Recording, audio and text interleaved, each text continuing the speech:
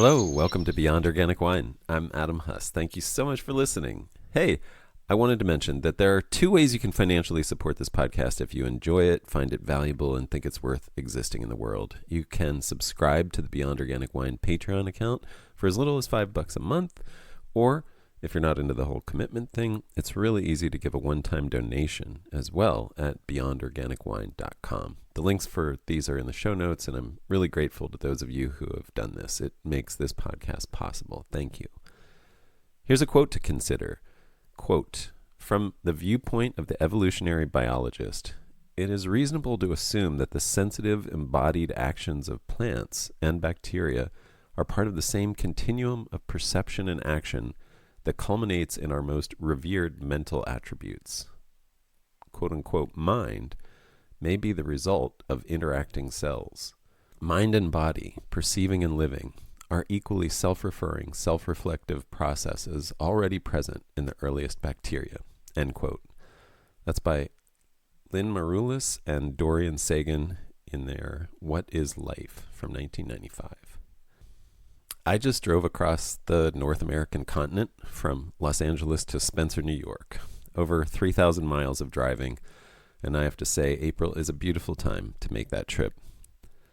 I had forgotten how surreal, how otherworldly and magnificent southern Utah is. It must be unique on Earth. The red of the cliff walls is deep and rich, and I think what moves me is the scope of the geology. You can see the Earth's crust heaved over itself, eroded over periods of time that dwarf our greatest thoughts. You can see the wild motion of this planet flung into the void of space, spinning out immense forces, dashing continents violently against each other, upheavals and collapses of mountains with the flick of the wrist. You see it happening there in the Canyonlands, at Capitol Reef, the La Salle Mountains, Buckskin Gulch, Zion, and Dead Horse Point. Everywhere you go seems sacred. The scale of the canyons is dizzying. You can find yourself on the edge of a mesa that drops straight down for 1,000 feet. You feel that unease that makes you want to lean away and step back, a magnetic repulsion, as you realize how simple is that line between life and death. Just a single step is all that it takes to cross it. I traveled this part of the journey with an old friend who showed me where he wants his ashes to be scattered when he's gone. We stayed in Kanab, Utah, which has the distinction of being the first town in the world to have been entirely governed by women in 1911, when an all-woman city council and mayor were elected. While in the Vermilion Cliffs area, we hiked a slot canyon as narrow as my shoulders in some places, and dozens of feet deep. A snowstorm passed quickly overhead as we entered the canyon, but 2 miles later, as our canyon connected with a larger canyon, the sun came out and we stood at a confluence of canyon walls and found a panorama of ancient petroglyphs carved into the base of the sandstone cliffs. Pictures of animals with long necks and long, sweeping, arched horns made us wonder if these were things that have since gone extinct because it's been so long, or if they were symbolic and metaphoric. Pictures of people, pictures of things we didn't recognize.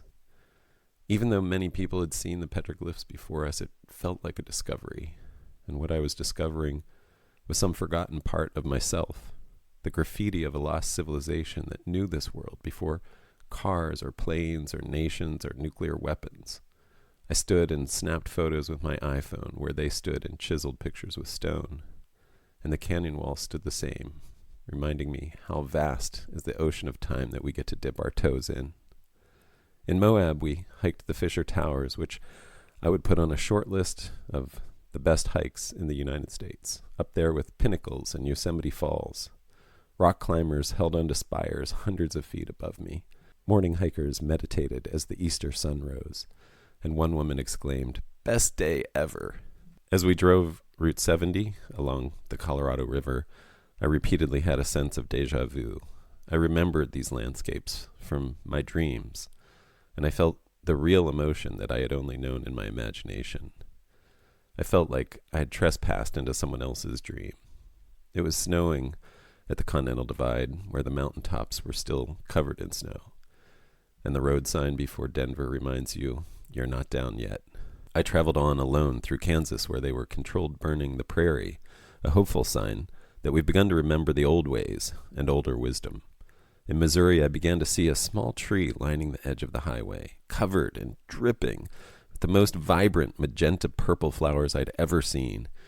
They continued all the way to Pennsylvania, where I finally asked a friend what they were, and he told me Eastern redbud, Cercis canadensis.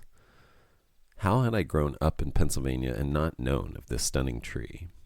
A small tree, its niche is the mid-story, just a bit above a shrub at maturity. It hosts a variety of insects and pollinators. One of its cultivars, of which there are many, is known as the forest pansy. And it turns out it's a nitrogen fixer, and the flowers are edible and full of anthocyanins. And a fun way to eat them is to fry them into flower fritters. And now I'm planning to plant it in New York to marry with vines. And once again, I'm envisioning an agriculture designed around beauty. Like the long-tongued bees that pollinate the redbud, I was drawn to it by the vibrance of the color. Now I know something more about the redbud, but isn't it true to say that it led me to this knowledge through its beauty? Imagine a hillside of hot purple, pink, white, and yellow every spring. The cherries and plums and peaches are blossoming too. What knowledge would a wine farm lead to if it was designed to arrest your vision and enchant your aesthetic senses? Imagine painting with a forest on a living canvas. That's why I'm here, to be lured in, to pollinate my mind with flower light and shine it out through the wonderful tree words of spring. Okay, so that was my trip across Turtle Island this April. I should mention, just in case you're wondering, I did not eat a large amount of mushrooms in the desert. Not on this trip, at least.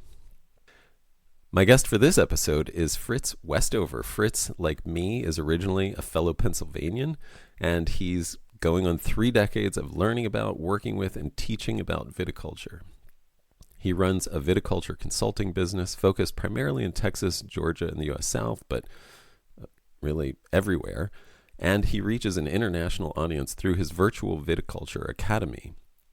And he's also a fellow podcaster with the Vineyard Underground, a fantastic resource for technical viticulture knowledge presented in an accessible and even entertaining way. And I'll be a guest on his podcast soon too, so tune in. The emphasis in this conversation is what to consider when planting a vineyard. Fritz has seen many vineyard implementations and speaks to the most common mistakes and the questions you should ask to avoid them. Choosing to grow what's right for your land, as opposed to growing your favorite thing, turns out to be really helpful. And of course, this leads us to discuss hybrid grapes, which in many places allow for much easier wine growing with fewer inputs, working with the land versus against it. We discuss several varieties of hybrid grapes common to the southern U.S. because of their tolerance of the fungal and other pressures there, including Pierce's disease. Pierce's disease, or Xylella fastidiosa, is in California too and heading north. So getting to know these varieties of grapes is becoming vitally important for most of the U.S. wine industry. Any new vines I plant at Crenshaw Crew in Los Angeles will have PD tolerance, as I've begun to realize that some of my first failures of growing vines there were likely caused by Pierce's disease. And there's so much more to this conversation. Fritz is a wealth of knowledge and shares a ton of insights and practical tips for wine growing. Dig in and enjoy. Fritz, thanks so much for doing this. Welcome. Hey, Adam. How's it going? Good to be here. Hey, it's a real pleasure. We know each other, of course, through Piscinus, where I was working and where I took some of your classes in pruning as part of that program that they're doing there at Piscinus, which is really fun. I'd love it if you could introduce yourself, and maybe we'll get into that. But yeah, if you could just sort of introduce yourself, the businesses that you work with, your Virtual Viticulture Academy, those kind of things. Yeah, absolutely, Adam. And definitely awesome to see you here. Great to run into you at Unified Wine and Grape Symposium out in Sacramento.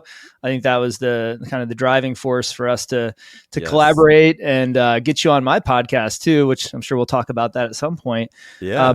But yeah, no, I've been a viticulturist. That's what I do. I've made wine. I've had wine made as from a custom crush, and many times just to have it around. I love making wine. I grew up in a household where my father made wine from literally anything he can get his hands on. We'd pick wild grapes, choke cherries. He would bring the family over to the local. I grew up in Pennsylvania in the Poconos, So did by I. the way. Oh yeah, okay. Well, Yeah, I grew up. we have that in common. Yeah. Yeah, okay. But we're going to discover all kinds of things about each other today. But no, I grew up in the Poconos, kind of in a wooded area. So we would go out and pick brambles. So there'd be like five or six species of brambles: blackberries, black raspberries, dewberries. We had wild blueberries.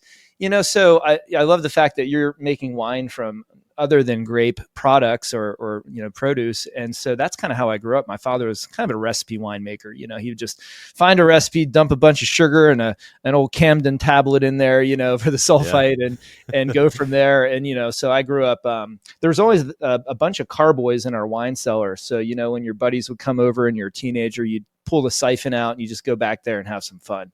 Yeah. And you could have a lot of fun before that level on the carboy would go down significantly or noticeably. So the winemaking was always there, but that's kind of what seeded my interest in grape growing. I didn't grow up in a vineyard or in a wine growing region. I mean, Pennsylvania has some amazing wines. But they weren't grown around where I was. I think Cherry Valley was the closest one, and they would grow hybrids like Vidal Blanc, Cayuga, Saval, some Labrusca, things like that. And so, I really just love gardening and plants. So we always would grow a lot of our food there and can it and things like that. So I grew up around that, and I kind of took over the family garden. And, when I went to Penn State, I studied horticulture because of my love for the garden. And, I read in a magazine at Penn State, I was 19 years old. I found an article about Brickhouse Wines in Oregon and how Doug Tennell, who's the owner there, was a reporter correspondent and retired on a farm there and started growing grapes. And of all magazines, it was Money magazine, and the cover was of Doug standing in front of his vineyard. I thought, well, I don't really read Money magazine. I don't have any money, so I don't need to know what to do with it, right? So I read this article. And it was just talking all about how he planted the vines. It was, of course, overly romanticized, as we always read about with vineyards and wine. It got to the part where Doug said, and then when the vines are dormant, that's when I take my ski trips. And I thought, all right, sign me up. So, I was like, I'm going to work in the wine industry, and then I could snowboard and hang out and do my winter sports. And, as it turns out, the joke's on me because pruning time is my absolute busiest time of the year. And it's where, I specialize in pruning and all aspects of grape growing for my clients I work with and in my educational endeavors, if you will. But the whole idea of just following the cycle of the vines and knowing that I can combine my interest and passion and upbringing around wine and also combine it with my horticulture degree, that was pretty cool. So I just didn't look back since I was 19. I am 47 now.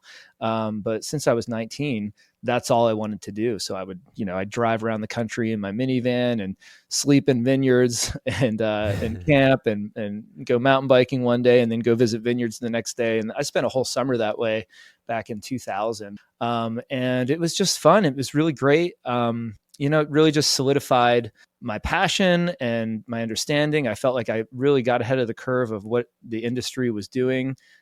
So when I was finished with my undergrad, I thought I'd be a vineyard manager or something like that somewhere and just be able to grow grapes, use all that energy and passion to help someone else with their vineyard. And then I met a professor at Penn State who told me about grad school, and he was in the plant pathology department. So I just was made an offer for an assistantship, and I had no idea that existed. So I grew up in the woods in Pennsylvania. I didn't know what an assistantship was, and you can get paid to go to grad school. And so I, of course, took that offer. And that was great. I worked on grapevine trunk diseases, replant problems. So I did my master's at Penn State as well. And so I mean, it's a great place to learn about vine diseases, I imagine, Pennsylvania. Oh yeah, no, as you know, having a piece of land in New York now, all about black rot, phomopsis, downy mildew, the things that most California or Anthracnose, yeah. anthracnose, right? It's like, what is that? It sounds like some toxic waste or human disease, but no, anthracnose is a fungal disease of vines, and we have that here in the southern United States too. But yeah, there's all these things going on there. Great place to study and learn about that. And my advisor at the time said, if you learn about plant diseases, you'll have a job, because we're fighting disease in vineyards all over the country, and especially here in the East. And if you can help people with that, you'll be busy. And the wine industry was growing. But, I learned about the extension service through working with Penn State. There was a Penn State cooperative extension advisor. His name is Mark Chen. We're still good friends to this day. He's the one who kind of showed me that you can make a living, not only, working in a vineyard, but you could be an educator. You could work in research. There's other opportunities with the university system. So I applied for a job at Virginia Tech, and that was my first job after I finished my master's. And so I worked with a guy named Tony Wolf. We're still good friends to this day. Worked at the Research and Extension Center in Winchester, Virginia. So just in Northern Virginia there. And they grew apples and cherries and peaches, and grapes were part of the program too. So I worked for the Virginia wine industry for two full years. As a researcher, educator, we would do the tailgate meetings for growers, talk about, anything from canopy management to variety evaluations we were doing. We were trying to find ways to restrict high vigor growth because it's a high rainfall environment. And, when you're growing things like reds, like Bordeaux reds, everyone wants to grow Cabernet, even if it's not the right variety to grow where you are. And so we were trying to figure out how to make it ripen better and make good wine from it. And I'm sure we'll dive into a little bit about matching grapes to your site and your climate as we get on the discussion today. Yes. But that was a great opportunity for me to work in Virginia Tech and just work with. That's where I really learned to work with vinifera hybrids. There's a lot of French American hybrids that grow in the East Coast, like Vidal Blanc, Saval Blanc, Chamberson, Traminette, some new ones that was pretty new out of Cornell at that time, back in the early 2000s. But I left something out before I went to work for Virginia Tech. I went to Italy and did a harvest over there. That was back in 2004. And which so part? It was in Tuscany. I had a contact through the plant pathology department. Laura Mugnai was a trunk disease specialist in the University of Florence, and she just had a lot of contacts. And I said, hey, does anyone want to put up, a recent grad student in the winery and just, let them live there for a couple months and help with harvest? And there's a Belgian man named Jan Thays who had an apartment in the winery, and he said, yeah, come on out. You could just work here for room and board. And so I did that. That was a lot of fun. That sounds great. Yeah. So learned a little Italian and learned about, Italian wine culture and food. And so I did that right before going into Virginia. So I did at least get out before taking my first job, But after that, after about 2 years there, a family move and everything with new job opportunities brought us to Texas. And so I didn't really know much about the Texas wine industry at that time. That was back in 2007. And there was getting started really. It was. And they, because of all of the advancements in Texas, there was a grant that put together 4 extension support positions around the state for viticulture, and that was all grant based. So it's just good fortune, it's serendipity, whatever you'll have, that they had a position open in the Gulf Coast region, and we were moving to the Houston area. And I'm standing in Houston right now in my podcast studio, hanging out with you. So I've been here for a while, since 2007. I'm going on 18 years or so in Texas, and I worked for Texas A&M for 7 years. Then I came out a year away to California to get some more experience and exposure. And I worked in vineyard sustainability out there. So that was really something I wanted to do. So I voluntarily left my job at Texas A&M and went to work with an organization called the Vineyard Team, and they're on the Central Coast.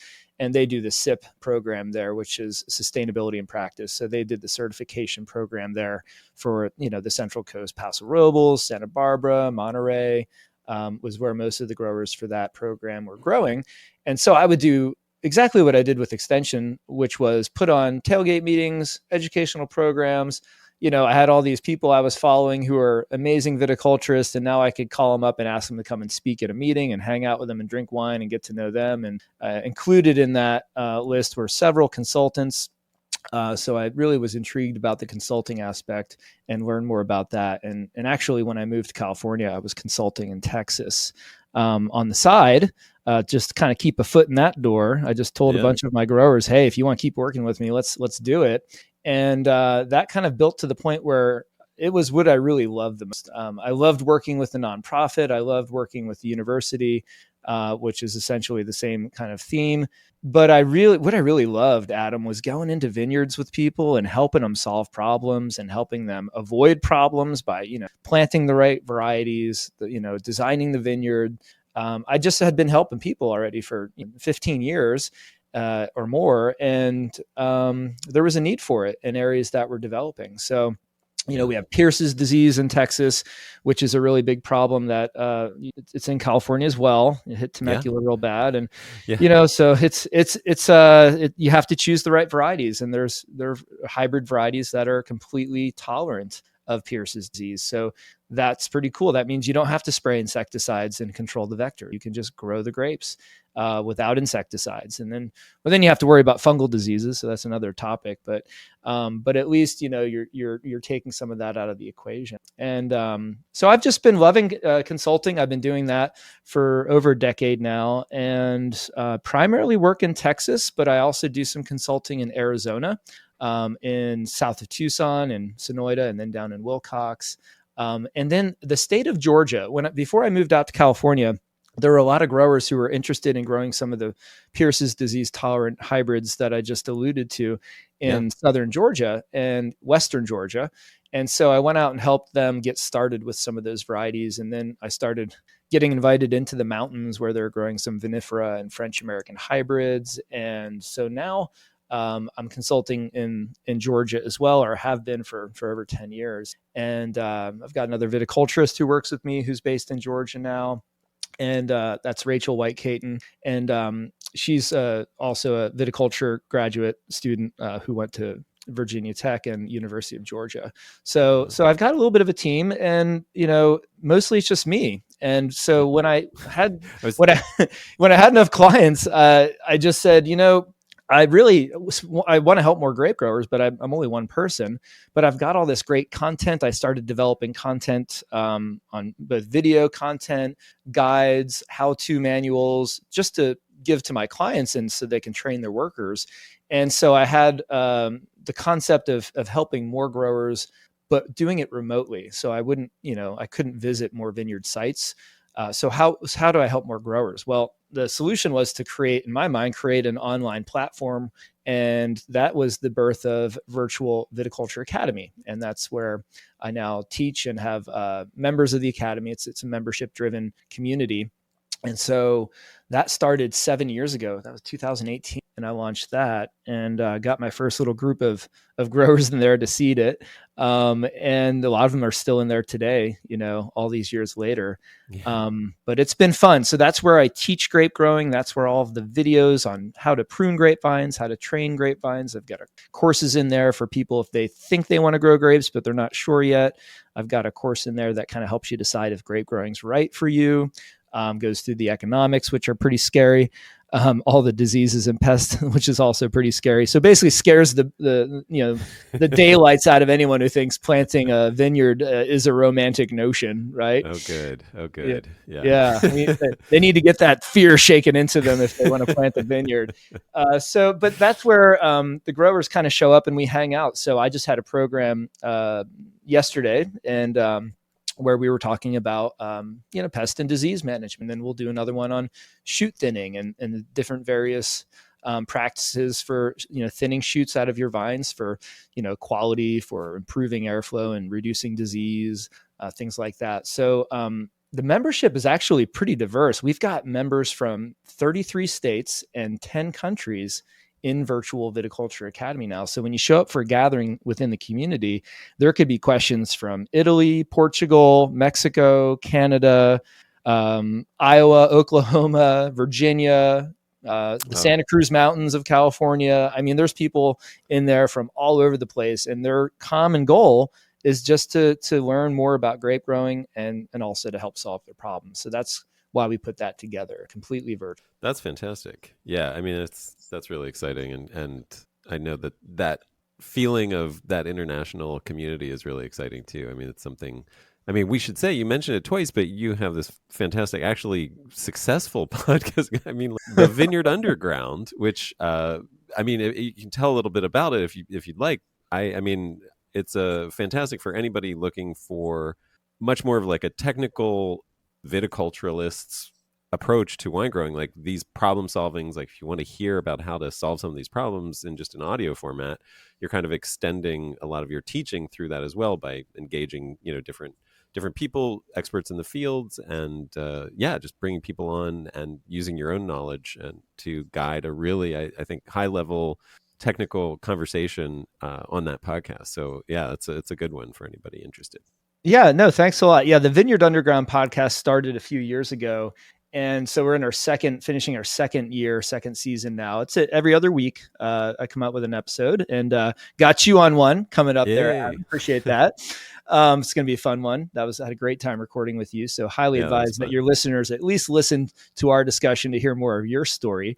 Flipping the script a little bit. But no, the thing is, after working in the East Coast, the West Coast, the Southern United States, having done some international visitations and collaborations, working with my good friend Marco Tassari, who's a pruning expert in Italy, just all these experts that I've worked with through the university and through private industry, has really just given me a unique list of connections. And also I just see a lot of different things in different areas. And the cool thing is, well, I don't know if it's the cool thing. It's interesting that we have very similar problems in very diverse climates and regions. And so you can find solutions in, Texas that are now helping growers in the mountains of Georgia, that could be helping a grower in Canada or California as well, who has a similar problem. I'll give you one example. In Texas, some of our regions are hit with hailstorms really bad during the months of June. That's a big month for hailstorms, and even in the spring. So perfect timing for grapes. Oh, it's awful. Yeah. So it's devastating. I mean, hailstorms can completely remove all the shoots off of your vine. And then not only do you not have a crop that year, but you are just trying to regrow the plant and get it back into balance so that hopefully the following season you can, eke a crop out of it. And so the growers went down to, Argentina and saw the hail netting, came up and started putting side netting for hail protection on vineyards. And it's pretty standard in a lot of Texas regions now to have that netting. And it just so happens it helps with bird protection too. So we were already netting for birds. So now we just changed to this hail netting and put in fans for freezes and all these things to help with our very erratic climate, let's just say, that we have. Yeah. And so then we went to, in Georgia, the growers are saying, hey, I need some netting for birds. So we said, well, let's use the hail netting there. But the problem there is they have a lot of deer, and it's really hard to fence off these huge properties and keep all the deer out. So we actually brought the netting in and put the side netting up from year one. Typically, you don't put that netting up until you have fruit to protect. But we started putting the side netting up and then put a grow tube around the vine. And it basically protected it from deer feeding or any kind of damage from animals while allowing it to get established in the first 1 or 2 years. So we're just taking these innovations from one area to another. Growers are innovative. So I get to talk to so many growers. And within a community like that, the growers really want to share their success stories. I mean, they talk about their problems too, but more than that, who doesn't want to talk about their success story? And so I get to kind of accumulate and hear all of that and curate that. And the podcast was just a natural evolution where, I have all these great contacts. I want to personally talk to them more. So it gives me an excuse to get on the phone or get on the microphone rather, and chat with them and ask them all the things that I've been wanting to ask them, all the questions I have, or all the questions I've been getting that I don't have the answers to, right? Because the experts out there are, highly specialized in things like protecting your pruning wounds from grapevine trunk diseases. There's a whole field of science there. The science behind mechanizing vineyards or whatever it might be. And so just having the ability to put out some content with those high level experts, and I do some solo episodes too, where I'll just kind of hash out a topic of interest to grape growers. So let's say, young vine training, very visual. How do I do that in a podcast and talk about it? Well, we're doing it. And so far the feedback's been really good. So check out the Vineyard Underground podcast. It's super fun. We try and make it entertaining. We try and take dull scientific topics and put some flair on them. Just try and make it so that's approachable, because I just really love doing it. And for me, it's like that, That's how I feel. It's that outlet, I'm hoping when we're 80 years old, we're still going to have a microphone that we can talk to the world through. Right. Yeah, absolutely. No. And, I want to say, you brought up so many things. I have a whole list of notes now to talk to you about. But first, in all of these things, whether it's, Virtual Viticulture Academy, the podcast, even your consulting, I've said this to you before, I think you're a fantastic teacher. And if you think about a through line for what you're doing with all that, it's, more than like what you have to be good at as a viticulturalist. It's like, I think part of why you're successful in each of these areas is because you are a really good teacher. Like, you have a way of explaining things. You have a way of relating to people where they are. You have a way of keeping it fun, keeping it light, keeping it entertaining. Have you ever focused on that? Like, have you ever thought about that consciously? Like, I need to be a good teacher. Like, have you studied teaching skills or techniques or anything like that? Because it just seems like, that's a really valuable skill that you have, that it seems like it translates for anybody. Wow, man, you just gave me goosebumps, Adam, because it's so exciting to hear that, but also to think that through that you can impact and cause more of adoption of practices, more awareness, whatever it might be.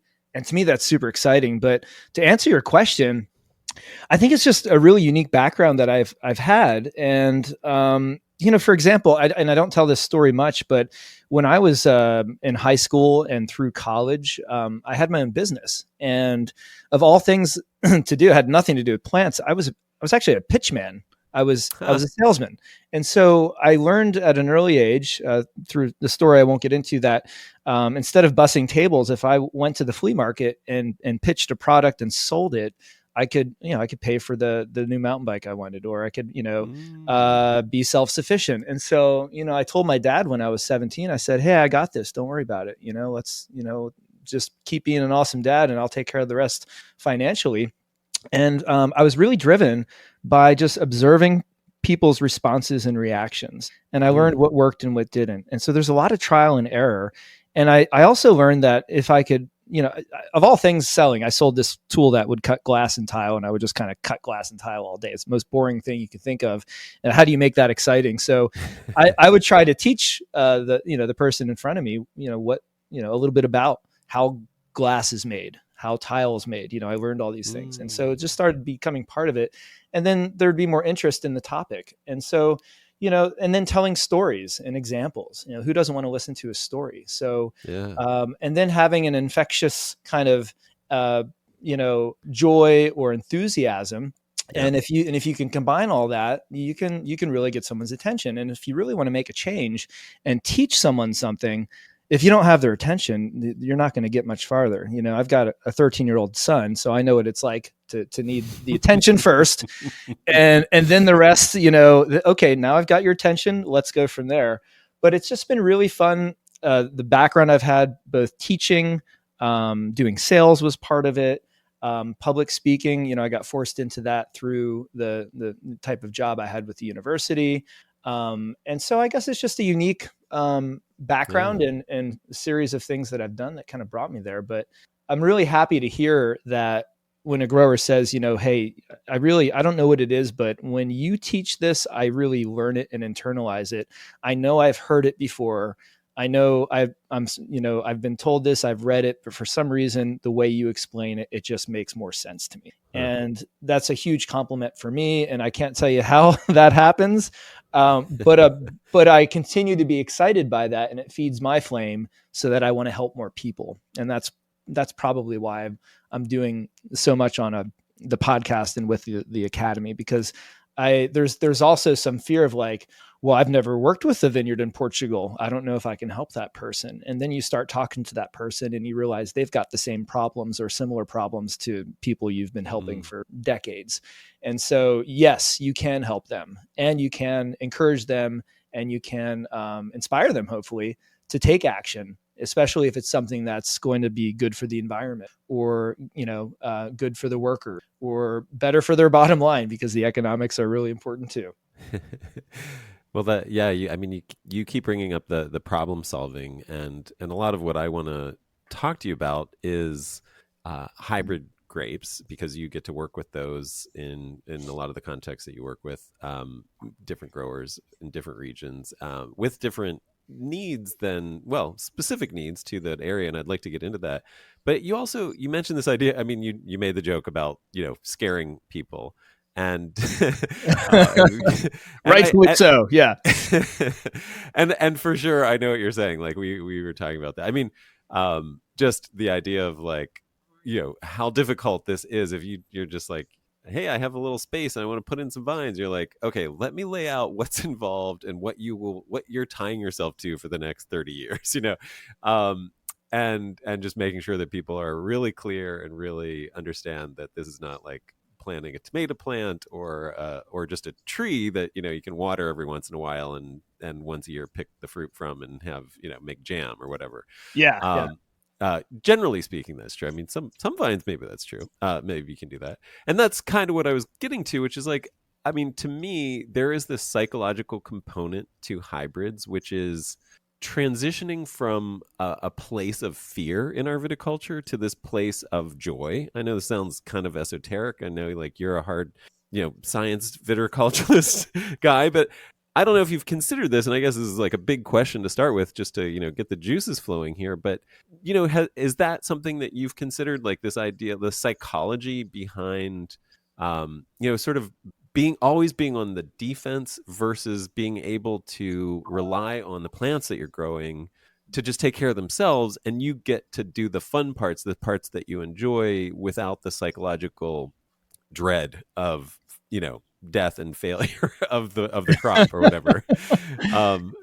Anyway, this is one of the things that I think about. Yeah. So, okay. So was there a question in there, Adam? Well, more if you just thought about that? Like, have you had any thoughts about just like the psychological component of moving towards a kind of viticulture that is less fear-based? Yeah, absolutely. I mean, there's always things that are beyond our control, and that's the weather, and it's changing all the time. But Right. We do have some things that we can do up front in the planning and designing that take out a lot of the obvious things that can go wrong. So when it comes to hybrids, I'm a big embracer of hybrids or crosses, depending on how technical you want to get about improved varieties. Yeah, sure. Yeah, and anything like that. And so my feeling is when a new grower comes to me, or a prospective wine grower, and they say, hey, I'm thinking about planting a vineyard. Here's the idea. Here's the plan. What do you think? And they say, well, let's say it's someone in Georgia, because I work there. And they say, I'm thinking I'd like to grow some Cabernet or Petit Verdot, or maybe Chardonnay. That's what I like to drink. So that's what I want to plant, and it's like, well, wait a minute now. How do you feel about, spraying fungicides? How do you feel about, putting a big suit on and going out and spraying in your tractor in the middle of July and, being hot and sweaty and, working with chemicals, whether they're organic or conventional, you're still going to, you're going to use something like sulfur, right?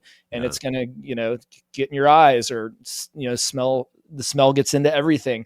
Have you thought about that part? Because that's not the romantic part about growing grapes.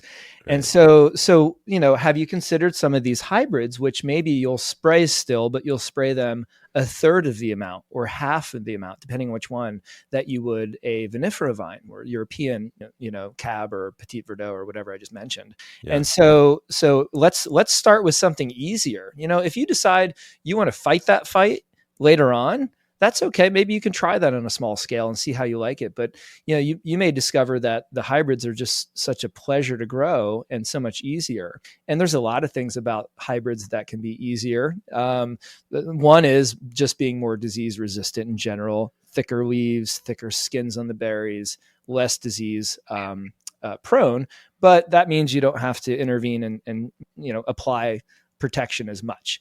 The other thing is sometimes they just are more cold hardy, right? Because, if you're growing grapes in Minnesota or Michigan or even the Blue Ridge Mountains, you need something that can handle going below zero. Yep. And so we have hybrids that do that. We have hybrids that go 20 below zero, if that's how cold it gets in your site. And if it does get that cold, you better be growing a grape that can handle that or you're done. So it's just really going to take out a lot of the things that are going to cause absolute failure. Not being cold hardy, and your vine will die in one bad cold event. So that's one thing you need to take out of the equation if you're in an area that gets cold. If you're in an area where you have rainfall during the season, you need something that's highly disease resistant. If you're in an area where there's Pierce's disease, you need a variety, and we don't have a lot, but we have some that are Pierce's disease tolerant or resistant. I say tolerant because they can still get infected with the bacteria, but the bacteria doesn't move around in the plant and kill it. It kind of stays localized. So it gets kind of pruned.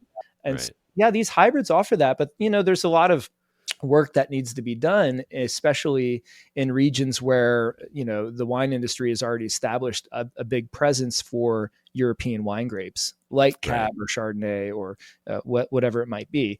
And so a lot of the consumers just don't know those names. And, we like to put names of grapes on wine bottles and make quote unquote varietal wines, right? It's a grape variety. You make it into a wine and it's a varietal wine. So don't call my I grape. love that love that you're very clear on that. I takes every ounce of control when people use it the wrong way, not to be like a pedantic asshole and correct people. But you see how I slipped it in there, Adam, right? Yeah, that's perfect. If you're talking about the plant, it's a grape variety, or if you want to be really technical, it's a cultivar if it was a cultivated variety, right? But variety is fine. If it's a wine made of Chambourcin or Cab Franc, then that's a varietal wine. If it's made from that or whatever, 75% of that grape. And so, these hybrid grapes, my point is they don't have as much name recognition, but we put these names on the bottle. So, what a lot of growers are doing who grow hybrids is they're just naming their wines something magical and sellable and meaningful for their story rather than naming it after the grape. And that way you sell your story and not some grape variety that no one's ever heard of that's been made into a varietal wine. And then, we can talk about blending too, because that's the other art. Yeah, I mean, funny enough, historically, that's what we did forever until the 1960s, 70s when basically Napa and decided we needed to start marketing varieties of grapes. I mean, but you think about it, like all the great regions of the world, the European regions were named for places, not grapes, and or styles, whether like whatever it was. Yeah, Burgundy, Bordeaux, you've got blends. Yeah, and if you want a Rhone white, there's going to be a good chance there's Viognier in there, Picpoul Blanc. There's going to be some Roussanne, some Marsanne. There's that, or some combination, or two or three. We don't know, and it's not really that important. It just needs to taste good, and you need to enjoy drinking it.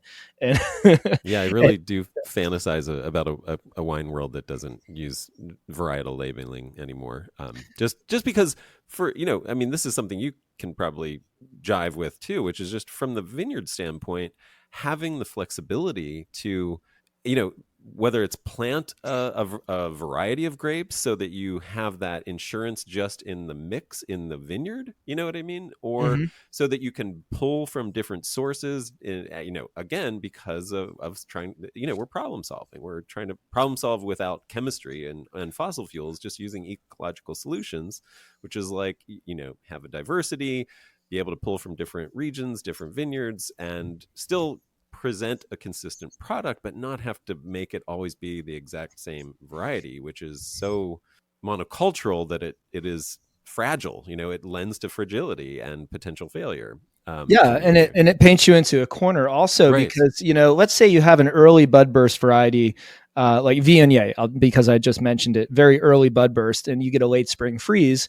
and your flagship wine is your Viognier varietal wine, Right. and then you don't get it one year, and then what do you do? So if you're instead making a white wine blend that you call whatever, your Rhone blend, if you will. But maybe it's got some Vidal Blanc in it because Vidal is a later bud burst. It's a French-American hybrid. If you get a freeze, it'll put secondary shoots out that still have fruit on them. So you get like a second chance if you get that freeze to actually make a crop. And a lot of the hybrids have that unique ability to not only resist the cold, but if they get frozen out in the spring and push a secondary shoot from one of their, grapes have compound buds. So there's 3 buds in that node. And the primary one on vinifera has a flower on it. And when the bud is in there dormant, there's a small flower in there. You could see it with a microscope. And then the secondary bud or tertiary bud, there's 2 on each side. They will put out a shoot to save the vine, but they don't have fruit on them. But these hybrids, a lot of them are actually fruitful. Not all, they're various levels, but will have fruit on the secondaries. And so you can still have a crop. So my point being, your white blend could change from one year to the next. And that's not a bad thing either. We're not making, formula wines. Hopefully, Right. there is that going on. When you get your yellowtail Shiraz, it needs to taste a certain way year after year, or you're going to, say, well, what happened to my wine? This is my favorite wine. And my favorite wine is the one that's open in front of me. That is not flawed. Well said. Well said. So that's my favorite wine. What's your favorite wine? Well, what do you have? Do you have a good one? I'll drink that. And so being able to have that flexibility. And when I talk to my new growers, I kind of compare it to like a stock portfolio. I know it's a boring analogy, but you have your high risk, which maybe that's an early bud burst, or maybe the one that in a wet season might have more risk of rotting, a little thinner skinned. Don't put all your eggs in that basket. Even though it makes great wine in a great year, you might need a little of this one that's going to be your workhorse that makes really good wine, or we're learning how to make better wine all the time out of it. Or you can make a sparkling wine out of this grape if you pick it earlier, because maybe by picking earlier, you avoid getting to the point where the grape's allowed to rot. So we can pick it earlier, make a sparkling wine. We can make a Vino Verde style, very fresh and acidic. We can even make a sweet wine. We can pick it and make something that's a little bit sweetened, so it'll balance out the acidity.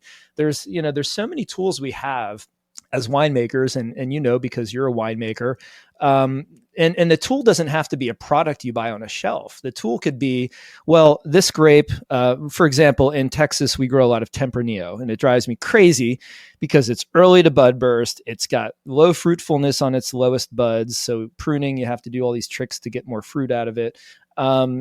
It doesn't crop consistently every year. The pH on the fruit is like 4.2 by the time it's ripe and ready to pick. And if, as a winemaker listening to this, oh boy, that's a candidate for microbial spoilage there. So, you can either dump a bunch of tartaric acid, that you buy off the shelf into the wine, or maybe you grow something like Petit Manseng or another variety of grape that has high acidity, or maybe it's Norton, maybe it's a hybrid, and you co-ferment that, and you're acidifying using an acid ingredient, which is actually another fruit or another grape in this case. Right. And so I really love that creativity. And I definitely have growers I work with who are doing that. They're putting white grapes into their red fermentation to get aromatics from the whites, sticking Malvasia Bianca in with your Graciano and Tempranillo, or, there's just so much creativity that happens when we break away from that mold of varietal wine, right? So let's not paint ourselves into a corner. And what that to me says is the business owner can create their own story, create their own unique wines that become part of their story, and they can pivot and change it and still keep to their philosophy. And so for, economic viability, sustainability of business, of market, that's really important. And the market right now in the wine industry as of 2025 here is, it's in a down cycle. And so we're not planting as many grapes in many of the larger. So, that stability of the business is really important. And so setting yourself up for that, is just so critical. Yeah. And so hybrids are a huge part of that. To bring full circle to the hybrid discussion here, Adam, I Well, don't want to right. go Yeah, down yeah, yeah. too No, many I mean, rabbit holes. yeah, no, it's great. It's great. You're the easiest interview I've ever had. I say nothing, and you have so much to contribute. No, I'll shut up and let you talk now. no, Okay. I'm teasing. I'm teasing. Yeah. um, no, it's true. It's. I mean, you. I mean, again, gave me a ton of things to think about. But that the last one that you were mentioning there. I mean, again, I just go back to the problem solving. Well, I'll just segue. Let's just segue because there's so much I want. We can get into about this, but the specifics of the regions that you work with, there are some really unique conditions. And as I mentioned, we were right before I got on with you this morning, I was in my backyard pulling glassy wing sharpshooters off my vines. Oh no. And luckily I only found two. So, that's a manageable population at the moment. But, the Now, fact that Adam, they're, do you practice catch and release, or do you take I, them? Do you take them back to Texas and drop them off in a little yeah, cage? totally. I just shipped some to you. So look for them in the mail. Yeah. No, it was a murderous morning, unfortunately. Yeah. Well. Yeah. But I took some pictures to again, share a little education for folks who might have some vines, so they can see. And my caption that I'm going to put on my post when I put this picture of the glassy wing sharpshooter, which is the main vector here for Pierce's disease. That's why I wanted to bring it up. Is my caption was going to be, "There's a hybrid for that." Oh, like there's an app for that. Yeah. Exactly. Exactly. And that kind of idea of like, bringing that back to the problem solving is that, these hybrids, this was the thing that you mentioned. You keep talking about French American hybrids, and to you and me, that makes sense because we know what we're talking about. But why that is a thing is a really interesting piece of history, because hybrids have fell out of favor for multiple different reasons. But when they came on the scene, it was to solve a huge problem, because with globalization, with the Europeans coming here and then bringing vines back there, they had introduced not only phylloxera, which was a massive disaster, but black rot, downy mildew, powdery mildew, and the vines were struggling. Vinifera was struggling there, and hybrids were kind of the saviors in the late 1800s. They were breeding, the French just were breeding crazily, which is how we ended up with some of these really fantastic things that have, passed the test of time, because they were breeding so many at the end of the 1800s to solve these multiple crises that were, threatening to literally destroy the entire wine culture in Europe. And then things changed. I think they got a little too popular. There was a little too much. And then we faced a century of them being basically excluded from all the, the Appalachian wine in Europe until just 2021. Yeah. But, if we think of them, if we just think about we're solving problems, like that's why they exist. Like, so hybrids were essentially bred to solve problems. And once you think of wine not as this preservation of, our few favorite grapes, whether Chardonnay, Cabernet, whatever it is, but as this process of problem solving and trying to, make something delicious while still solving the problems that plague us all, you end up, these hybrids become this really exciting option. And so you guys have some specific issues in the South, Georgia, Texas, and Pierce's disease is a big one. I mean, hail, you've already mentioned. That seems like it's becoming global now, is with climate change, where there's just hail happening in places where people weren't expecting it before. Oh, hell no. Yeah. It's a problem. Also just the warming up in the spring and then turning cold again. Our vines are deacclimating. Right. And, if a vine's cold hardy, let's say vinifera, for example, the most challenging to grow in many areas, is hardy to 8 degrees Fahrenheit or maybe 5 degrees Fahrenheit.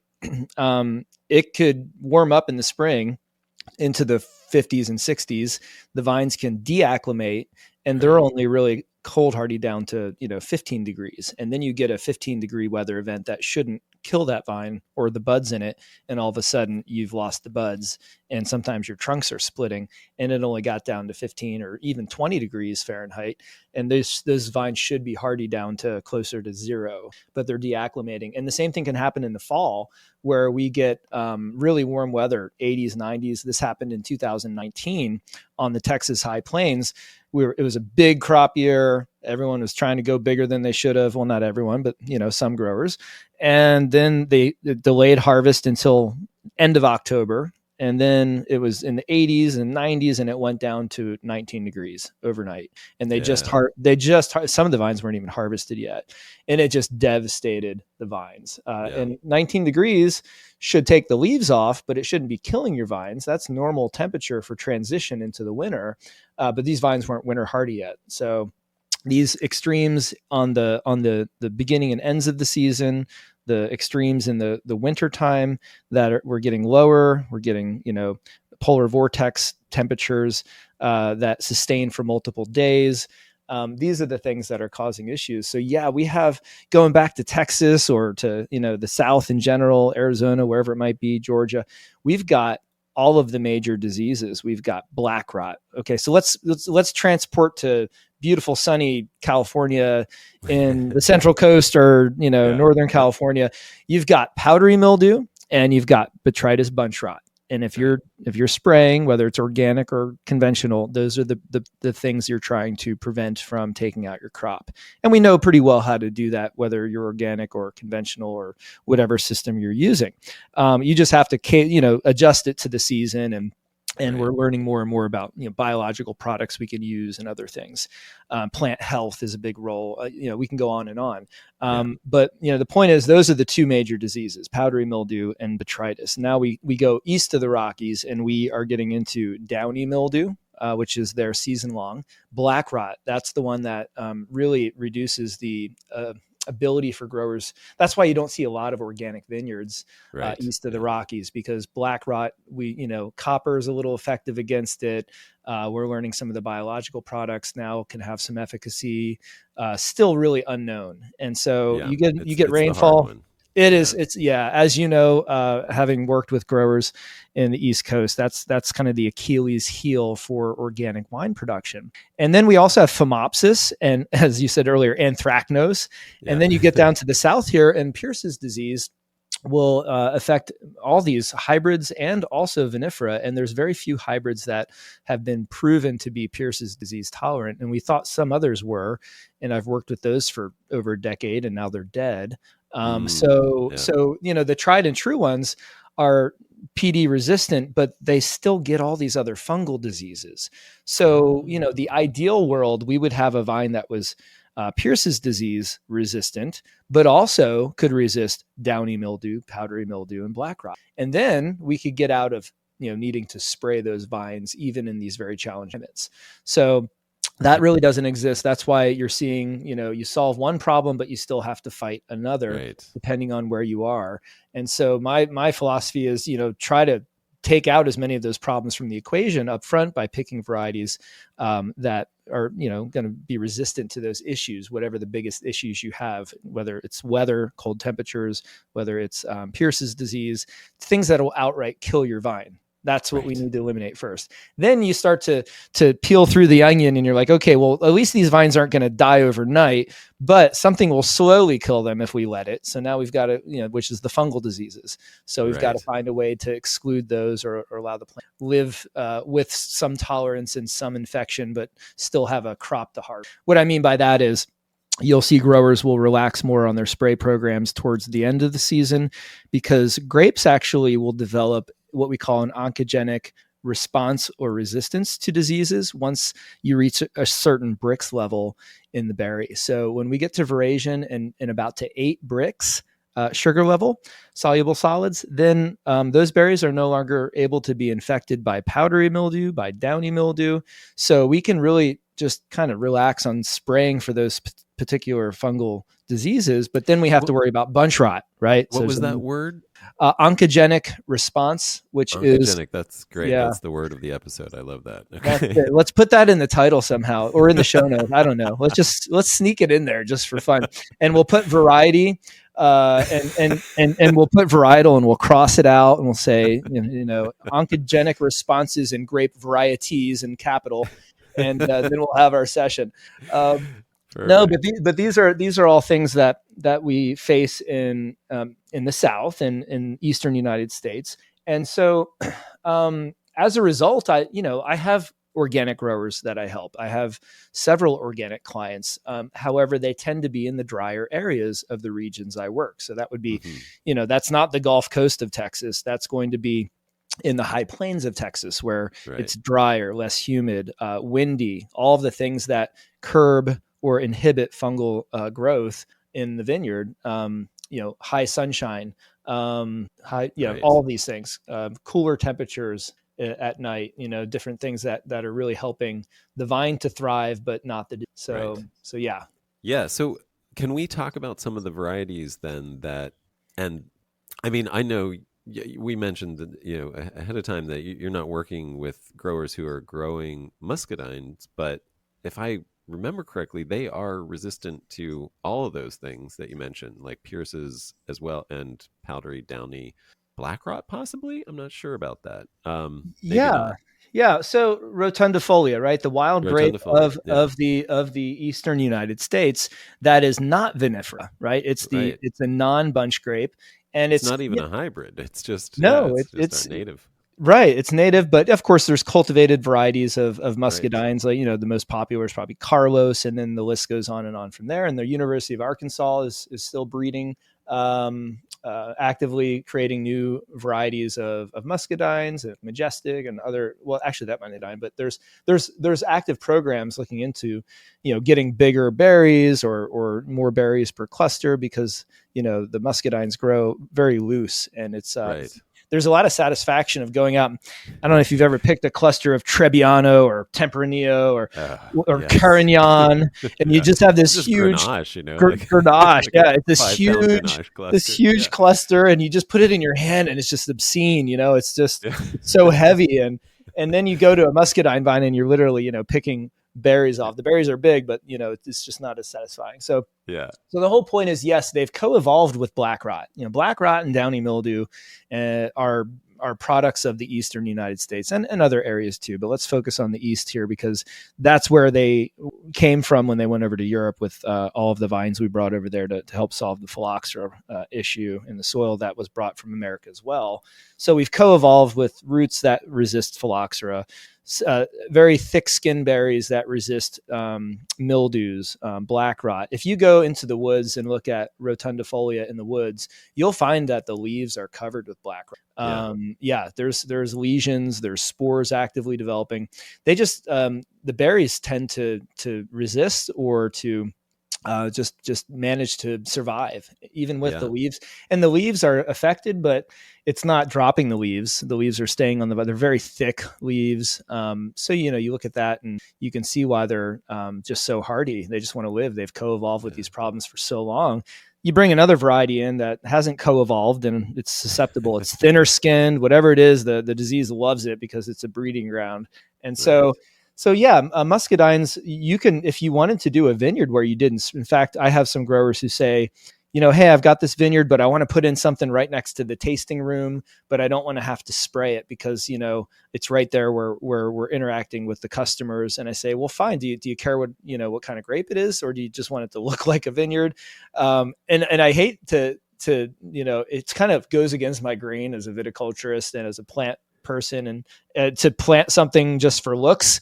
I want it to be used, but also there's that practical side where it's like, you don't want to be out there spraying this thing, every 2 weeks. So let's put in some muscadines. Yeah. Or maybe a very, very disease resistant hybrid like Norton. I was going to ask, so is Norton Pierce's disease resistant? Because I've heard mixed about it. Yeah. So Norton, actually, there's been some studies that have shown very high titer or bacterial populations from the Xylella fastidiosa, which is the Pierce's disease bacterium. Right. And so those bacteria can really escalate in Norton tissues, but they don't seem to move around as much as they do in vinifera. So it has to do with the xylem vessels and movement of bacteria through xylem vessels, and then the ability to move against the flow. In other words, from the shoot tip down towards the trunk. And so Norton, you can see symptoms of Pierce's disease occasionally, but if it's in the right soil and the right climate, it tends to be hardy enough to resist. So I've got Norton growing in West Georgia next to Lenoir, also known as Black Spanish, which is a PD, Pierce's disease tolerant hybrid that's got a long history. And then Blanc du Bois, which is a University of Florida hybrid. It's got some golden muscat parentage. That one is PD tolerant as well. And so it's growing right next to those. And it's been in these vineyards for over 12, 13 years now. And it's doing fine because it likes that soil. It's a native to the East. It wants to be in a red clay, acidic soil with, minimum organic matter. And, it's just, it can handle the rain. You don't have to do as much management to it. It's just easier. And so, it's like, again, going back to the portfolio, get some easy, no-brainer stuff in there that, you can, if you have to ignore one block for a week, that's the one you can ignore, and it's not going to result in a disaster or loss of crop or quality for the year. It's, you'll get to it when you get to it. Yeah. Yeah. You just mentioned that offhand, but like, I think for anybody consider, if somebody's doing more of just a personal project like that, where maybe you're planting an acre in your backyard or whatever, and you're planning to do it all yourself because it's something you love, but maybe the rest of your family doesn't care at all about it. Having that flexibility is just smart, because you might get sick for 2 weeks, in the middle of some crucial process, whether it's bud break or whatever. Like, sure. I mean, having that ability to just not have to worry about your vineyard for a couple weeks just makes so much sense for the unknowns of life. Just give yourself that freedom that you're not tied to these processes. Even if you like to do them, there just might you might get injured. You might get sick. You might get a family emergency that takes you away. Like, having that just seems practical. Yeah. When is your, if you're a married couple, is your anniversary during the growing season? That might change things. These are the questions you need to ask yourself. Because you're not going on vacation from bud burst through harvest. And then if you're making wine, you're not going anywhere around harvest either. Sorry, so honey, our 25th anniversary is going to have to be here in the backyard. I'll make it up to you. I promise. Anyway. Yeah. So that's true. And it's nice to have some easier vines when possible, but quality's got to be good too. And that's the other thing. Villard Blanc is a white French American. I was going to ask about Villard. Yeah. How is that more susceptible to some of the other issues? Is that it's Pierce's PD tolerant? Well, hold on now. Okay. So what have you found? So we thought it had good, what we call anecdotal evidence, which just means there's no science behind it, but it's just been living in vineyards that have died from PD. Other grape varieties next to it have died, and it seemed to live. But what I'm finding now, because I planted quite a bit of it in Georgia back in, I'm going to say in 2012. 11, 10, right? So it's been there for 15 years now. And we really loved it at first in the vineyard. So there are great varieties that are grower friendly, what we call, because they, like you said, you don't have to babysit them. They grow the shoots on Villard Blanc. I'll teach through example. The shoots grow nice and upright. You can literally prune the vine, leave some 2 bud spurs, and not touch it for the entire season for any canopy management. And it would come through with beautiful big clusters with just the right number of shoots that push. You wouldn't have to do much shoot thinning. You wouldn't even have to position the shoots. They grow straight and strong. And you literally can just go right up to that vine and harvest it, having not touched it for canopy management the whole year, which is insane, right? That's amazing. We spend a lot of time hacking our vines, doing the viticulture, right? Culturing them into whatever trellis and training system we intended for them. And that's why we try and design trellis and training system around our varieties so that we don't have to fight as much. But Villard, I did a trial with the University of Georgia. I was still active in research, even as a consultant. We did Villard Blanc and Lenoir and Blanc du Bois and Norton because they're all supposedly PD tolerant. We didn't know much about Norton, knew little. We knew even less about Villard, but we knew that Linois and Blanc de Bois were pretty solid in terms of their tolerance and resistance to it.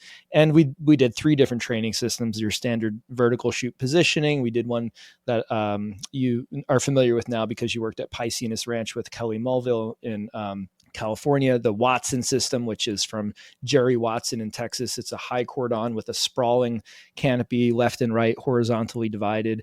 And then we did the classic Geneva double curtain from New York. And so the trial was done just not to assess Pierce's disease, but to take what we thought were Pierce's disease tolerant vines and see which training system produced the best crop, the best quality, most consistently. And we can get to the results of that another time. But my point is, Villard Blanc grew perfectly, and we such a dream to not have to do all this work. But the wine just wasn't great. It was really really neutral. Maybe you get a little bit of pear or Granny Smith apple, but there's not really much aromatic there. So we said, okay, well, this is okay, because if half of our vineyard is this and we don't have to work hard at it, the other half could be Blanc de Bois, which is very aromatic. It's got a lot of tropical fruit, citrus, depending on the time you pick it. So we could blend these wines and get all that tropical character from the Blanc and get maybe a little bit of the bulk juice and reliability from the Villard Blanc. So the Blanc de Bois and Villard Blanc could be blended. And in fact, growers were doing that to some degree. Right. And so that was pretty nice. But then Villard Blanc eventually started mysteriously dying. And then last year, or the year before, I had a block really close to the woods in one of my grower site. That was kind of like a extra vineyard they put in, just surrounded by woods and wild vines where the vectors for Pierce's. And we could see very clear Pierce's disease symptoms. And then the problem is not all vines show symptoms the same way. So these vines were dying, but they didn't show the leaf scorch. So the classic PD symptoms are scorch on the leaves. They look like they're burned around the edges. Maybe in red varieties, a little reddish, and anthocyanin is produced in the leaves under the stress. Then the leaf blade falls off and leaves the petiole attached. We call that a matchstick petiole. It's just, no leaf, but a petiole attached to the shoot. Then you can find these uneven hardening of the shoots in the fall. Usually your green shoots turn brown. We call that the periderm. That hardening is usually uniform from the base upward. And with Pierce's disease, there would be little islands of green tissue surrounded by hardened off periderm. And so we call those green islands. And then the fourth and most strong symptom is complete berry shrivel, cluster shrivel. And so we didn't really see all those things. The vines just died. And then the next winter, the next spring, a whole arm or cordon or spur position would be dead. And it's a very cold hardy variety. So that wasn't the issue. And it's growing next to Blanc de Bois, which is even less cold hardy. And so we sense, same thing with Crimson Cabernet, which is a Norton Cabernet Sauvignon hybrid. We thought we were hopeful that it would be PD tolerant. And I had it growing in one of my organic Texas vineyards, and we just pulled it up last year because it was screaming with Pierce's disease symptoms. And we sent it to the lab and had it analyzed, and the results came back positive. So this isn't just looking at it saying, "Oh, yep, that's Pierce's disease. You're gonna have to rip it out." Well, we sent it to the lab and did the formal work to make sure that the grower, and we didn't see symptoms hardly until it was too late. It just really didn't show. We just had this mysterious dieback and mysterious shrivel of clusters, apparently random. But that was a symptom. But it didn't register with me because we didn't see any of the foliar symptoms. And usually that's what you see first. You see the foliar symptoms, and then the fruit symptoms are like the real extreme case. So not all varieties show symptoms the same way. And, Chardonnay, which is a hybrid of Saval and Chardonnay, which I'm sure you're familiar with because it's grown in New York, and we have some in Georgia and North Carolina, and Missouri grows it. And Illinois grows it. It's relatively cold hardy, disease resistant. I had it in a Texas vineyard where it was planted randomly by the owner because they wanted to try it out. And, it's right next to Malvasia Bianca and Syrah and Petite Syrah, and they're all just going up in flames with Pierce's disease, right? And it's another vineyard block surrounded by woods. Even if they used treatments for PD, it was just too late. But then the Chardonnay was doing fine. So these vines are like, and then they had a Chardonnay vine randomly mixed in with their it was a Tempranillo block, a Syrah block in their other site. And it's been there for like 20 years and it's still Oh, producing wow. huge clusters. And so that's where we call it anecdotal evidence. So am I saying, Yeah. hey, Chardonnay is PD tolerant? No, I know better. It might just take 20 years to kill it. But if you get 20 years out of the vine, then that's a pretty normal life cycle of a vineyard these days. Yeah. Yeah. Wow. That's pretty cool. Yeah. I mean, uh, you said it was pretty disease tolerant or resistant, but the anecdotal anecdotes that I've heard about it are that it's kind of almost as bad as Chardonnay in Oh, terms of like, Chardonnay. Yeah, it's better yeah. than Chardonnay for Okay. sure. That's good. Okay. It's probably not as easy as Vidal Blanc, but Yeah. it's definitely closer to Vidal than it is Chardonnay in terms But some of resistance. these, I mean, this is something that most people where I am aren't thinking about, but I think more and more people are starting to. But, things like Vineyard Blanc or Chardonnay, which might not have great tolerance to some of this in the area where you are, to some of the fungal pressures here might be fantastic. It might be like nearly no Oh, spray or, yeah. very, very low spray. And also, you might get different things out of them. But, Pierce's disease here being the one thing that's sort of moving north. So, to add to that list of things to think about in the future, besides just powdery and botrytis. Right. And for actually, Blanc du Bois will not get powdery mildew. Oh, You can that you sounds, can you can not spray anything for powdery mildew, and it just does not get it, and it does not get Pierce's disease. So if if PD and powdery are your biggest California. problems, Yeah, it's not super cold hardy. It makes amazing right. sparkling. I think it all should be going into sparkling wine and pick that 17 bricks, because as soon as it hits 20, it starts to fall apart and rot. Um, Gotcha. Yeah, but that sounds but amazing. yeah, there are combinations like that, and that all comes back to the experience and knowing.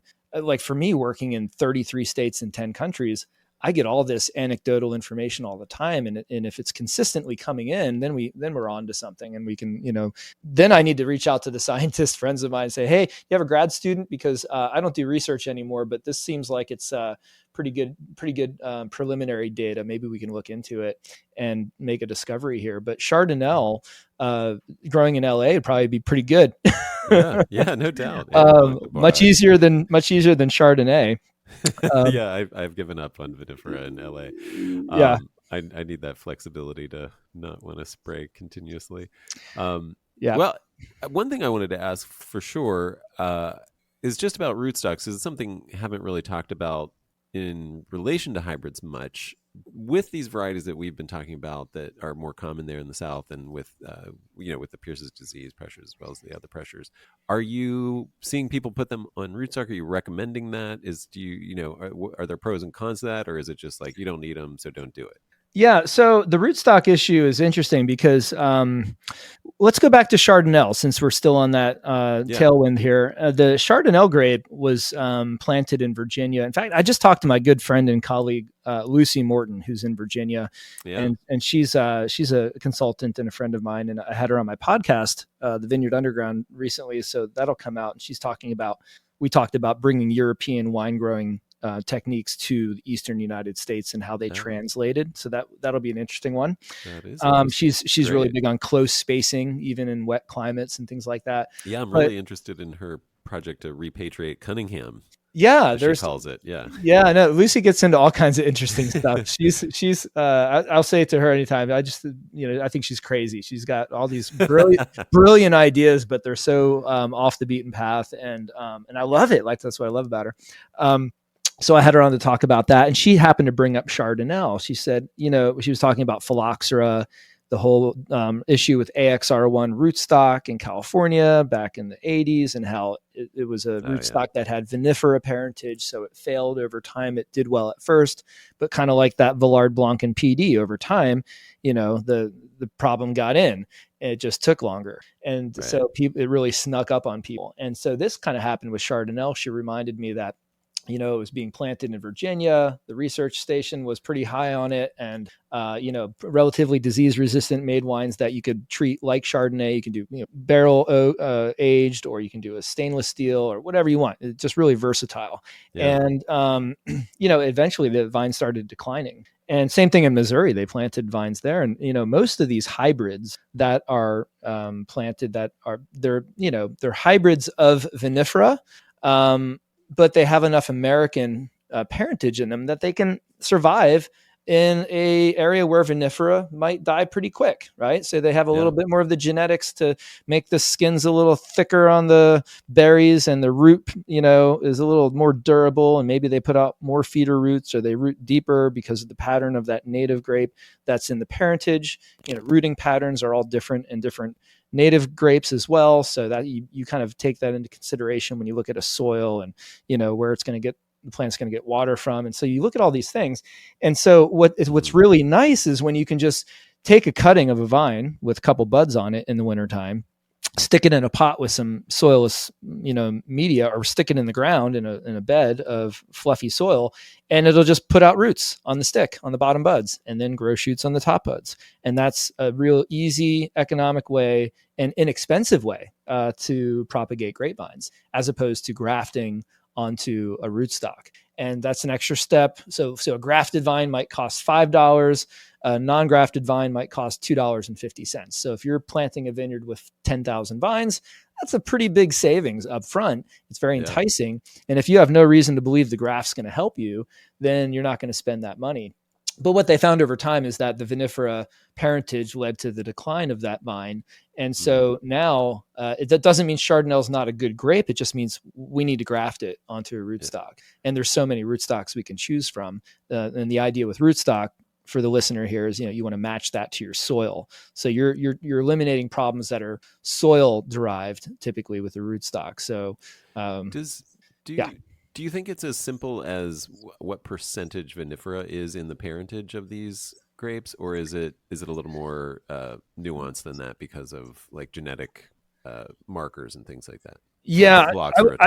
I wouldn't really be able to speak to that level of the genetic component. But it is more. I'm going to say yes. It's more complicated than that. It's not like if you're 25% vinifera, you're going to live 25% longer than something that's 50% vinifera, because it depends on what genes kind of moved around, and it could be a single gene that is the weakest link. So because even with modern day fungicides, conventional, they tend to work on one enzyme on one organism, like powdery mildew, and that's why we get resistance. With the fungus, we get this resistance to that eventually, and that's why those products don't work after so many applications. So going back to the rootstocks, the advantage to not using a rootstock is not just that upfront cost. If you live in an area where you get really extreme cold temperatures in the winter and the trunk splits or dies from a cold event or a vortex, you can bring a shoot from the root in the ground straight up from the soil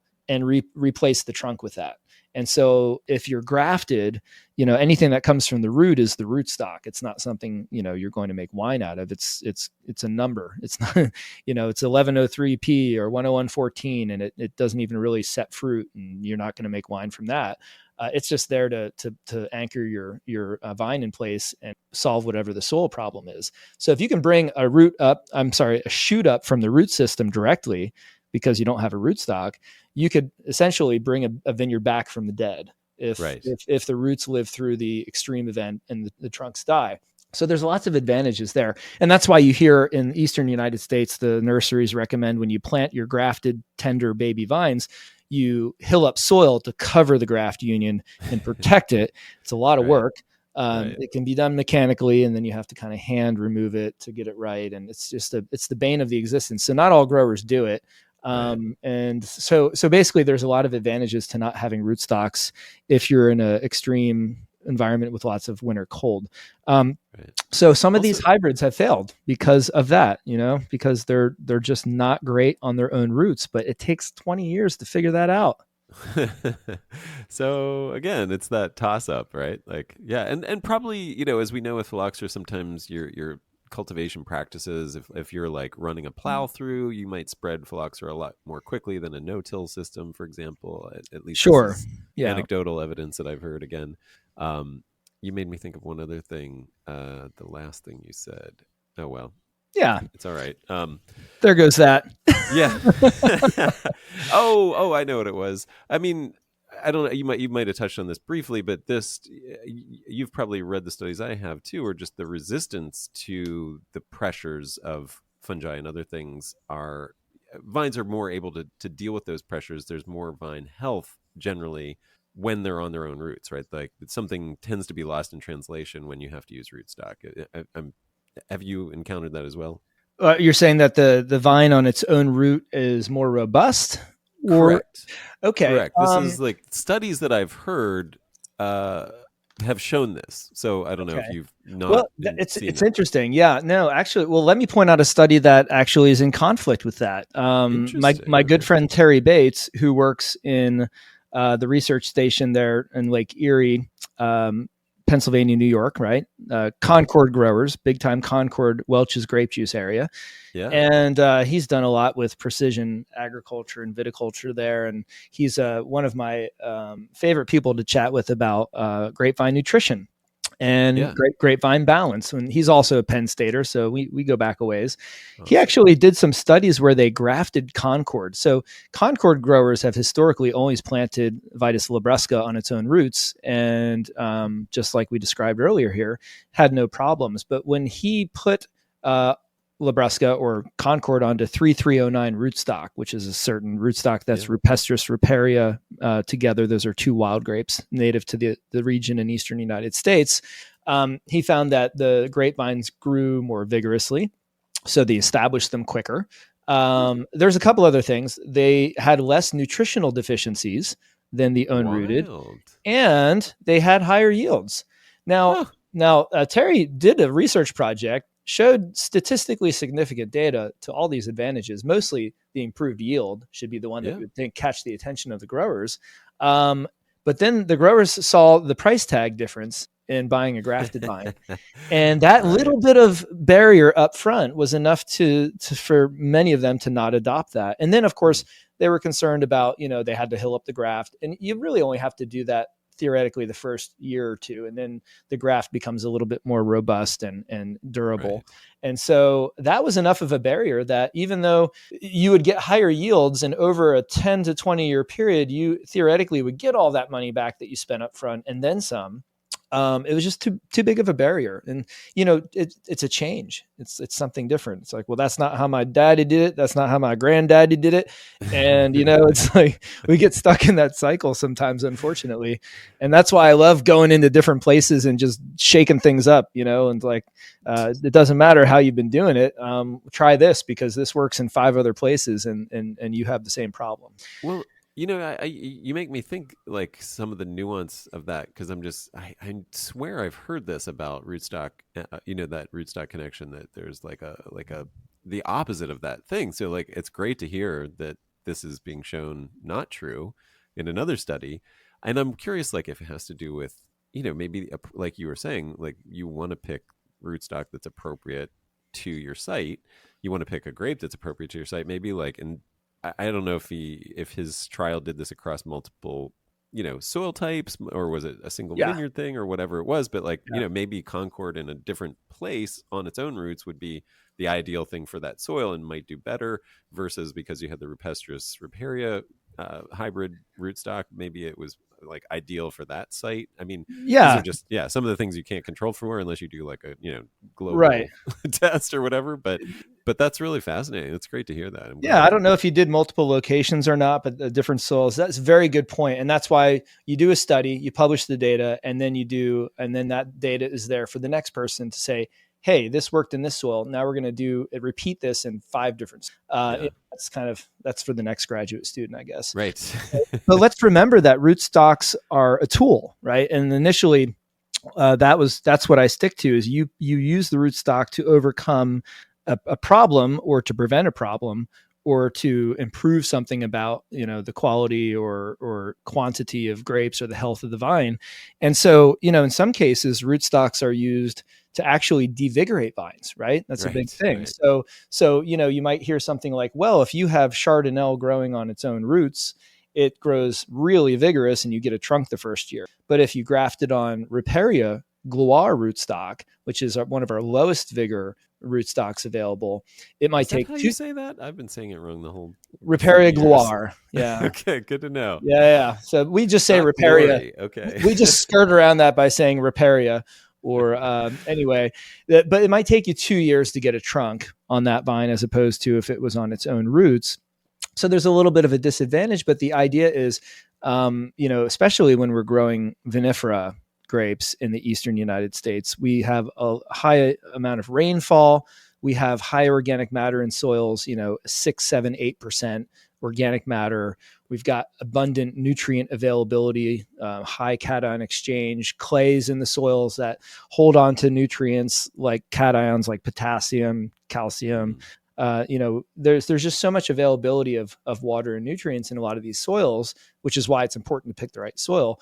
But we use rootstocks as a tool to combat that. So we actually are trying to put that vinifera that likes to grow vigorously on the lowest vigor rootstock we can, because we want to put the vines closer together maybe and have less fruit per vine and try to achieve higher quality through doing those practices. And so the rootstock's a tool.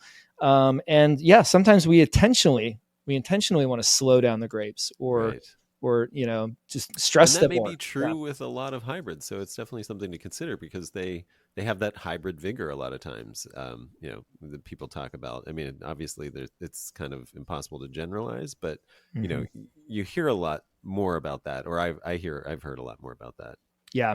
I would say, Adam, if you can do it on its own roots and you don't have an overlying issue that's going to cause complete failure in your vineyard, that's great. I mean, I actually plant vinifera on its own roots in several of my locations I work with in West Texas. I've got some in Arizona, own rooted, in some by choice and some that I just inherited as a client came on board. And that's just how the vineyard was, Yeah. And so it's, even with vinifera, there's still own rooted, even with vinifera. So it just think of it as a tool. And then, I guess my answer, if someone really pressed me, is if you don't need a rootstock, there's certainly some good advantages to not having one in that you could bring a vine back from the dead easier. And also you don't have a graft that could have gone wrong or could have introduced a virus or disease to the plant through the graft. It kind of takes that out of the equation a little bit. Right. Yeah, that's lovely. Yeah. Well, we've covered so much great stuff. Thanks so much. I guess my final question for you is, because you work with so many people who are considering, or maybe they already did, and then they bring you on, to solve the problems that they should have contacted you first before planting a vineyard. What do you see as like the number one thing that you wish people knew, or like the mistake that people make most often? What would you say to somebody, just like number one thing? Oh, well, the improper use of the word variety versus varietal. No. Straight and you're golden. Yeah. We beat that one down pretty good.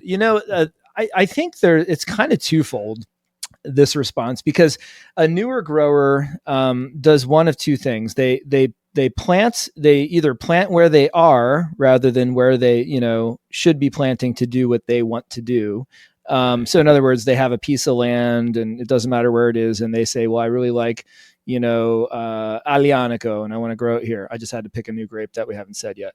Or I like Malbec or something. But it's not the right climate, or the soil's not right. And they say, well, this is the land I have and that's what I want to do. So that's a problem. You really want to find, if you really want to grow a certain specific type of grape or wine, you need to move to where that's going to be. Or you have to accept that you can't grow that on your site and, love the one you're with, kind of, just what grapes grow well there and learn to love those. And so that's a big thing. But the other thing is really starting too big. I have a lot of growers, they think, I'm going to need 5 acres to have enough wine for my model, for my business. And I say, have you ever managed a vineyard? Have you ever worked in a vineyard? Because, a 1 acre vineyard is enough for one person to almost be working full time. It's seasonal work. But Right. I think I was always pressed, like, how many acres could a couple manage, or, two partners out in the vineyard working on the same goal, maybe 3 acres if you want to just work, 3 days a week at it or something like that. So if it's a weekend hobby, your weekend warrior kind of ordeal, don't do more than about 1.5 acres per person or something like that. And so growers get really, new growers want to go really big and go ambitious. And then, things don't get done, or they try and build the winery at the same time as the vineyard, and the vineyard gets neglected. Just problems like that you would think, well, that sounds obvious, but it's really not obvious, because you're looking at everything on paper, and when you go out and do it in reality, it's not the same. So starting too big is a big problem, and then just not doing the work to figure out, again, our whole theme of this conversation was picking the right variety and rootstock, if that's an option too, so that you have something that is solid, that's there for the 30-year life expectancy or more of your vineyard if you do it well. And just don't rush the process. I've get growers who call, and it's like, it's like February. We'd like to plant a vineyard this year. I heard you can help us with that. And I say, well, first of all, we have about a year's worth of work to do before we even decide, what grapes are going to grow there. And, we have to do soil test. We have to do climate evaluation. We need to figure out, what the market is there. There's so many things, and you need to order your vines a year ahead in order to get the ones you want. So it's really 18 months ahead. You put in your specific order. Otherwise, you go to the nursery and you just kind of take whatever they have in stock. It's like you can order the custom car you want with all the things that you love and that are going to get you where you need to go comfortably, or you can just take the stock model and then find out later that you rushed into it and it would have been better to what you want. Yeah. And so that's a big problem too. But I think on the beginner end, it's starting too big. It's starting without really knowledge of what the right varieties are, diversifying the portfolio, and just being in there for what you're, and that is a big question. This is the Beyond Organic podcast here. And, I always ask the growers first thing, because you can't grow organically many grape varieties anywhere you want to. Right. Those regions where grapes are grown organically have been very well established, and it's because there's lower risk for multiple diseases that can take out vine. And so the first question is, are you comfortable getting on a tractor and spraying these vines with something? Because a no spray vineyard is very noble goal, but there's very little out there. I'm sure you've interviewed some folks with no spray vineyards, and I've been in vineyards where by chance they didn't get sprayed, and lo and behold, they did really well, and I'm just amazed. And Right. But even if you're organic, you're probably going to spray something, Right. even if it's a treatment of silica, or even if it's a compost tea. Right. You're still spraying, and you're still doing that work, and it's a lot of work. It's not. It is. Yeah. It's very rewarding work, but and you don't want to. You want to minimize that is, I guess, the other thing too, rather than maximize it. Like I think probably the first interview I did for this was with Carl Hampsch in Virginia, who's does Loving Cup, which is a certified organic winery and vineyard there. Mm-hmm. It's like the only, one of 4 on the whole East Coast. And he's like, because he's doing it, people will come to him and be like, hey, I just planted 5 acres of Chardonnay. How do I grow them organically? And he'll be like, you decided how you're going to grow those when you planted the vines, when you chose the vines. Like that, you're not going to grow them organically. Sorry, the bearer of bad news. Yeah, it's tough. So that's why you need to plan ahead of time. And so I cover this on my Prospective Wine Grape Grower course that I have at Virtual Viticulture Academy. So that's something that I just send people there. If I have a conversation, say, just watch all this. If you still think grape growing is right for you after watching these 5 modules about economics and disease and vineyard labor, and you can kind of envision the whole process, then we'll talk again, because you kind of passed the test. It's kind of the test that, first of all, they have to buy the course. So that's a test they have to pass if they want to be a client, right? Because if you're going to plant a vineyard, you better be used to spending money, because, we're talking like $30,000 an acre is kind of a number we throw out there for, establishing a vineyard with post and vines and soil prep and all of that. It's not for the faint of heart. That 3-acre vineyard you're talking about for a hobby, that's $100,000 investment, and it doesn't bring you any money back. If the goal with a 3-acre vineyard is to break even. Now, if you make wine and do all the other stuff, then have an agritourism business, there's other opportunities to bring the income in. But if you separate the vineyard out by itself as its own business, you'll see that it's the goal is to break even on that small vineyard by year 10. And so maybe throw your money in the stock market. Yesterday would have been a good day. I missed it, darn it. But it's, if you want to invest your money in something that brings even just 3 to 4% return, it's going to do better than putting it in a vineyard. So it's a lifestyle decision, right? And that's obvious. Yeah, we know that. Yeah. It's a what do you call it? Something of love. What's the word I'm thinking of? It's a passion project. It's a labor. It's a labor of love. That's the word I'm looking for. There you go. You got to work harder, Adam. You're forgetting your labor terminology. Seriously. Stop hanging out with me, chatting about grape growing here. Oh yeah. Well, thank you for hanging out and chatting about grape growing. This is so much fun and so much great info to share with folks. And what is the best way for people to learn more, to get involved, to to take the course? Where should people go? Is there a one stop, or do you want to just tell everybody everywhere? I'll just 2 places really. If you like listening to us chat today, and you want to hear more about the details of grape growing itself, check out the Vineyard Underground podcast. That is where I talk to experts, and that's where I kind of go solo sometimes and talk about what I think is important to understand of every aspect of grape growing, whether it's nutrition, pest and disease. We talk about organic and regenerative farming. We bring on guests about all aspects of grape growing. So it's really a cool place to go.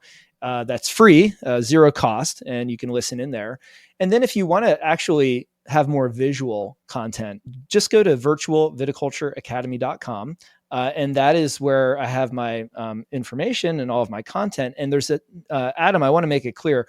I've been in the nonprofit and public servant role for the majority of my career. So I have tons of free content there. It's if you want to see me shoot thinning or leaf pulling or doing some pruning, there's videos there. I learn visually, but I know everyone learns different. So in the Academy, I have video content. If you like video, you can sort by video. I have, if you want to just sit down and read a how-to guide with some illustrations and pictures, I've got that as well. If you like to just listen or watch a presentation, I've got whole presentations on there that you can watch. And if someone enjoys that content and decides they want more, then of course they can become a member and access all of the content. So I do have some longer format stuff where I'm going into the really deep dive nitty gritty about pruning. And if you put your pruning shear here and cut, you're going to have a problem with the vine dying back. But if you move it just a ½ inch to the left, you're good. That's that really high level detail stuff that you learned when you were taking my course through the Academy. And I try to keep it, I call it edutainment. I try and keep it entertaining, educational, fun, and relatable. So those are the 2 places. Check out the Vineyard Underground podcast and go visually over to Virtual Viticulture Academy. And I'm on social media at Westover Vit if people want to just check out what I'm doing and where I'm at, because I do travel a lot and post on Westover Vit, VIT. Fantastic. Well, thanks again, Fritz. This is fantastic. Appreciate it. Yeah, Adam, a real pleasure to be on here. I really enjoyed getting you in my studio for the podcast virtually to interview you as well. I think it's fascinating what you're doing. And I am going to be following you as you migrate to your adventure in New York. And I'm going to be one of your fans on the sideline cheering you on, my friend. All right? All right. Awesome. I hope I hope there's something to cheer.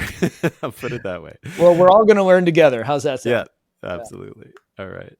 Thanks again for listening. I hope you enjoyed that as much as I did. I want to thank all of you who support this podcast through donations, Patreon subscriptions, sponsorships, or just posting a great review and telling a friend. You make this podcast possible, and I'm honored and humbled and inspired by your support. If you'd like to support this podcast, You'll find links to all the ways you can support it in the show notes.